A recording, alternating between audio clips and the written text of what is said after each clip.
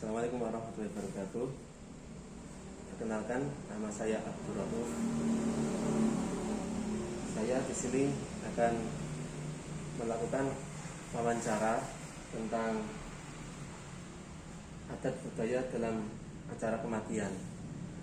Dan narasumber kami saya adalah Bapak Slamet Zainal Abidin selaku perangkat pemerintah Desa Besitol.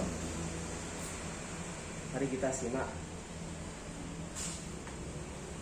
apa yang saya tanyakan kepada beliau. Ya, selamat pagi Pak. Ya, selamat pagi. Ya, ini saya mau bertanya Pak tentang adat budaya dalam acara kematian. Itu mulai memandikan, bisa dijelaskan apa yang dibutuhkan dan tata caranya. Oke, terima kasih. Dalam pemulasaraan jenazah, salah satu bagian yang bisa dikatakan penting itu adalah mensucikan jenazah atau memandikan jenazah. Dalam memandikan jenazah ini, pertama dia harus di tempat yang tertutup, tidak terbuka, atau paling tidak ada penghalang sekiranya tidak bisa terlihat oleh pandangan umum. Yang pertama. Yang kedua, dalam memandikan jenazah ini diutamakan dari pihak keluarga. Kalau jenazahnya itu pria, maka yang memandikan lebih utama pria. Kalau wanita juga nanti yang memandikan wanita. Kenapa demikian? Karena ketika memandikan jenazah itu dari pihak keluarga atau famili kerabat, yang pertama mereka dalam memandikannya bisa lebih baik karena masih ada hubungan kekerabatan. Jadi dalam menyucikan, dalam nanti menggosok badan jenazah itu juga dengan cara yang lembut. Yang pertama. Yang kedua, seandainya nanti dalam mensucikan jenazah itu ada sesuatu cacat atau aib, entah itu berupa penyakit atau yang lain-lain ya, maka kalau seandainya yang memandikan ini dari pihak keluarga, ini bisa lebih menjaga rahasia dibandingkan orang lain. Nah, diharapkan demikian. Yang ketiga, ini nanti dalam memandikan jenazah harus ada di tempat yang lebih tinggi, ya, bisa di bangku atau bisa diletakkan di tempat yang khusus untuk meletakkan jenazah. Karena ketika nanti sudah memulai memandikan jenazah, diharapkan percikan air bekas memandikan ini tidak kembali kepada badan si jenazah tadi. Jadi benar-benar suci. Nah, gitu. Terus yang selanjutnya ada beberapa yang dibutuhkan. Jadi air itu minimal kalau pakai drum ya, minimal 1 drum, kalau bisa 2 drum. Nah, biasanya dalam memandikan itu ada yang dikasih kembang. Maka kalau itu menggunakan 2 drum, yang satu dikasih kembang, yang satu tidak. Yang dipakai pertama kali adalah air yang ada kembangnya, kalau itu dikasih kembang. Nah, nanti yang polos, yang tidak ada kembangnya itu digunakan bagian terakhir ketika nanti untuk pembilasan, ya. Terus biasanya ketika memandikan jenazah itu ketika kita membeli perlengkapan, biasanya ada komplit, ada sabunnya, ada samponya. Jadi pertama kali ketika mau memandikan jenazah itu jenazah diletakkan dulu, bisa di bangku atau diletakkan di tempat khusus dengan cara posisi kepala itu harus lebih tinggi daripada posisi kaki, ada miring sedikit. Terus yang kedua itu harus ditekan, paling nggak begini atau begini. Jadi perutnya ditekan, diurut. Dengan tujuan apa? Supaya kotoran yang ada di dalam perut itu bisa keluar dulu, diurut dulu. Nah, ketika posisi kepala dengan kaki lebih tinggi kepala, maka itu kotorannya bisa lebih mudah untuk keluar. Nah, gitu. Nah, nanti dimandikan. Biasanya kalau orang Jawa itu ditutup jari. Sebelum dimandikan, pakaian yang menempel itu digunting dulu, dilepas dulu. Disiram pakai air, tadi air kembang ya, terus juga air sabun, terus diposok sampai bersih. Kemudian biasanya setelah posisi kalau orang Jawa bilang tuh melumat atau bahasa Indonesia. Nah, sudah bersih nanti diiringkan kanan dan ke kiri. Nah, ketika diiringkan itu nanti bagian belakang dimandikan, digosoki, dibersihkan sambil kalau memang itu sudah yakin bersih, nah, kemudian bagian belakang jalan keluar yang belakang itu dikasih kapas. Nah, tiga dikasih kapas 3. Dengan harapan nanti setelah dimandikan tidak ada kotoran keluar lagi. Dan yang terakhir, ketika sudah dibilasi dengan air yang bersih, yang suci, ini biasanya diwudui.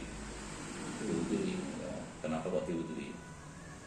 Mungkin ada yang bertanya, kok harus diwudui? Kenapa? Kan sudah dimandikan.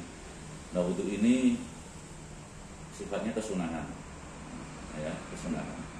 Kenapa demikian? Karena ketika orang itu berwudu, maka setiap tetes air wudu ini akan dijadikan oleh Allah sebagai malaikat yang selalu memohonkan ampun kepada orang yang berwudu. Nah, diharapkan dengan si jenazah ini nanti diwudui, maka setiap tetes air dari wudu ini nanti akan menjadi malaikat yang akan memintakan ampun kepada si jenazah hingga hari kiamat. Nah, ini hikmahnya seperti itu. Nah, ini yang untuk mensucikan. Kira-kira ada yang biasanya pas disucikan itu ada doanya loh. Niat itu harus. Nah, jadi pada waktu mau menyiramkan pertama kali itu harus ada niat. Ya. Nah, kalau bahasa Jawa atau bahasa Indonesia begini, aku berniat memandikan jenazah ini karena Allah Ta'ala. Nah, itu uslah lihadil jenazah lillahi ta'ala atau lihadil mayit lillahi ta'ala. Gitu. Minimal bismillah, kemudian dilanjutkan niat. Untuk selanjutnya, pas saat berangkatan jenazah, nah biasanya saya kan melihat ada orang yang nyebar uang sama beras kuning, itu gimana Pak? Oke. Ini sebenarnya dalam aturan syariat itu ya tidak diharuskan seperti itu. Cuman dalam tradisi Jawa terutama ada istilah nyebar beras kuning sama uang. Nah, ternyata itu adalah dari ulama terdahulu, ada hikmahnya, yaitu biasanya disebar sebelum jenazah berada di depan atau sebelum jenazah itu lewat, itu disebar dulu. Nah, tujuannya adalah untuk sedekah siri, ya, sedekah siri. Jadi uang nanti disebar itu biasanya langsung diambil sama anak-anak kecil, senang sekali diambil. Nah, jadi anak kecil tuh udah tahu yang sedekah ini siapa, pokoknya ada uang disebar tak ambil. Pertama itu sedekah siri. Terus yang kedua, kok ada beras kuning, itu sedekahnya untuk sedekah hewan. Jadi mungkin ada ayam yang kelaparan, ada beras gak cocok dimakan sama ayam. Jadi sedekah sama manusia, sedekah sama hewan secara siri. Dengan sedekah siri itu hikmahnya bisa membendung, menghilangkan murkanya Allah Ta'ala. Mungkin dengan seperti itu harapannya nanti jenazah ini bisa mendapat ampunan dari Allah dengan berkah dari sedekah silih tersebut. Ya, untuk karena kan di dalam kuburan kan ada yang namanya gelu. Nah, gelu itu apa? Dulu gini, biasanya ketika jenazah diturunkan di dalam liang lahat, dihadapkan ke kiblat dan posisi miring, ya, itu dibuatkan gelu. Ada yang jumlahnya 3, ada yang jumlahnya 7, pokoknya ganti ya. Gelu ini kalau orang Jawa bilang tuh bantal untuk si mayat itu, supaya jenazahnya tidak kembali dalam posisi apa ya, melumah atau Indonesia ini itu. Jadi tetap posisi miring, jadi diganjel sama gelu tadi. Nah, kata-kata gelu itu ada beberapa versi. Yang pertama, gelu itu dari kata gelo. Gelo itu artinya menyesal, ya, menyesal yang sangat. Maka kalau dalam bahasa Jawa, gelo menjadi gelu. Loro atau sakit yang sangat, loro menjadi loro. Itu yang pertama. Yang kedua, gelu itu ada yang filosofinya adalah semua amal itu tugel kejaba mung telu. Bisa dipahami. Jadi ketika orang itu meninggal, ini seperti sabda Nabi, ketika orang itu meninggal maka semua amalnya putus, sudah tidak bisa ibadah lagi, tidak bisa mengurangi kesalahan dosanya lagi, kecuali 3 perkara, yaitu sedekah jariyah, ilmu manfaat, dan anak soleh yang mau mendoakan. Anak ini bisa diartikan anak kandung, bisa anak murid, bisa menantu, pokoknya anak. Karena kata-katanya bukan ibnun tapi walad. Kata-katanya walad. Jadi dia lebih umum. Jadi muridnya mendoakan ibu, ya. Jadi mantunya, anaknya sendiri. Nah itu. Jadi seperti itu. Jadi so kabeh amal tugel mung perkara kejaba perkara telu. Nah, kan disebut gelu. Nah. Terus kalau makna dari patok itu apa? Kalau patok itu sebenarnya kan dia dipasang itu sebenarnya sebagai penanda bahwa si fulan itu dimakamkan di sini. Ya, atau kalau Jawa, orang Jawa itu bilang tenger, ya. Jadi kalau 2 itu jadi tenger. Jadi orang kok masuk di alam kubur tidak punya perbekalan yang cukup, maka dia akan tenger. Iya. Ya, terus kan sudah dikubur. Nah, terus ada yang nyebar kembang sama. Nah, untuk yang nyebar kembang itu di dalam Islam gimana? Oh ini, apakah ada? Ada. Jadi nyebar kembang, ya, itu adalah pernah suatu ketika Kanjeng Nabi itu berjalan dengan sahabatnya, menemukan sebuah makam. Di situ Kanjeng Nabi berhenti, kemudian mengambil pelepah kurma, dibelah, lalu ditancapkan di kuburan. Kemudian tanya oleh sahabat, ya Nabi, kenapa engkau melakukan hal seperti itu? Apa maksudnya? Ketahuilah bahwa penghuni kubur ini saat ini sedang disiksa.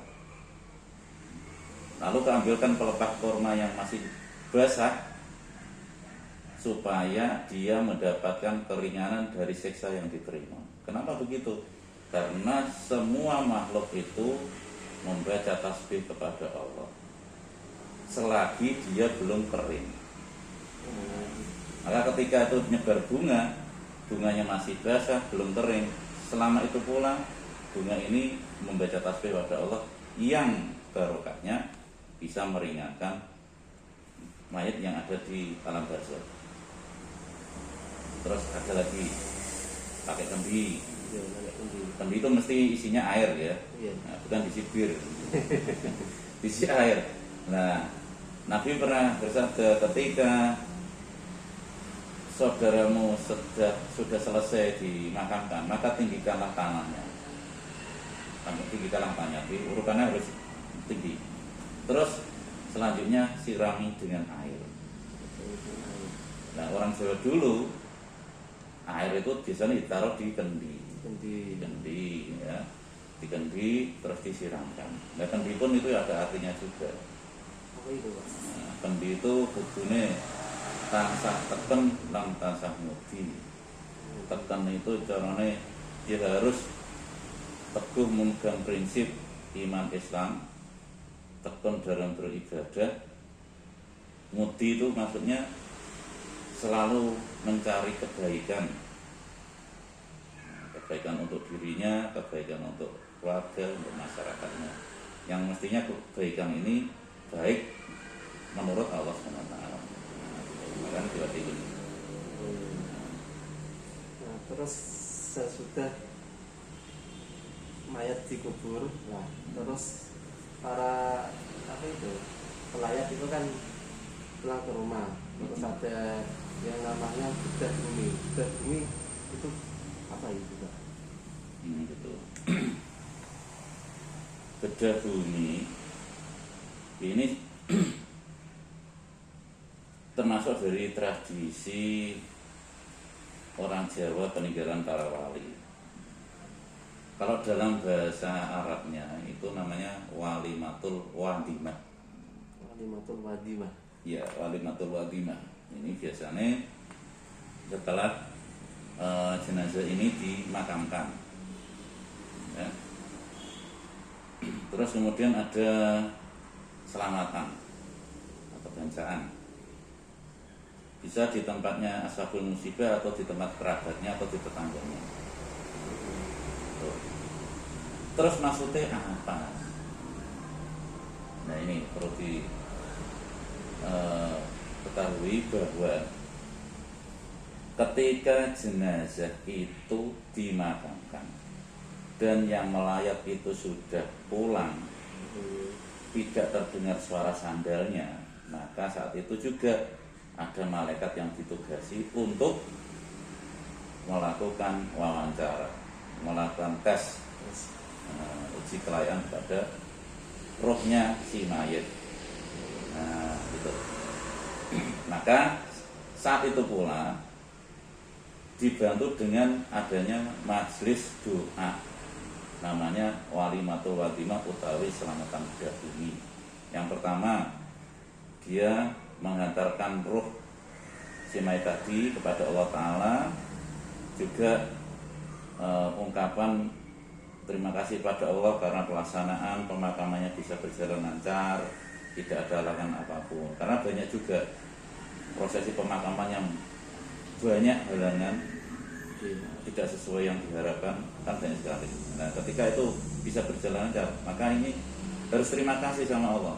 Gitu. Yang kedua, yang ketiga, dengan adanya doa sama selamatan itu diharapkan bisa menolong, meringankan, mempermudah